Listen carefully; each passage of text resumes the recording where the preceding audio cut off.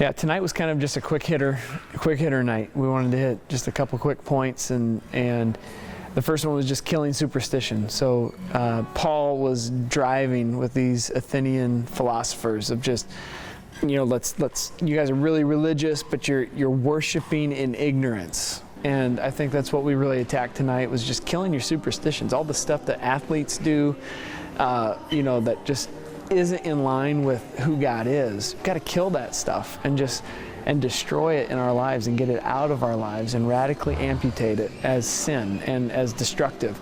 So that's where we went, and then we also wanted to see God as King. And Paul talked about just God being just unable to be contained by shrines or temples and all that. And the God that we worship, the God of the Bible, is an eternal, omnipotent, omnipresent God, and we wanted to just get the kids' eyes on just how big God is. He's so big, he's so massive. So we kill the superstitions, then we embrace God as King. He's the Lord over the heavens and the earth and our lives. And so we just tried to hit that really hard, and I felt like the Lord was really speaking to me and speaking to the students as well. It was great.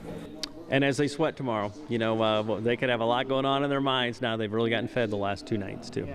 Yeah, for sure. And they're going to be thinking through these things again, kind of like we talked about last night. You just want to keep processing these things. What things need to die? What superstitions, what sins need to die today? Even when I play sports, what are some of the things that I do before my practice or before my game that I'm just like, I'm always doing these things to kind of just be religious or be superstitious about stuff that has nothing to do with God. So how do I fight that in the middle of my competition? With your brain and with your heart and with your mind. And then also, how do I see God as bigger than my sport? I think it brings a lot of joy to an athlete when they can finally say, God's bigger than my sport. He's bigger than my sport. He's in control of my sport. And he's huge, and he's over the heavens and the earth. And I can trust him with my basketball game. I can trust him with my volleyball game. I can work hard and yet trust him because he's a big God.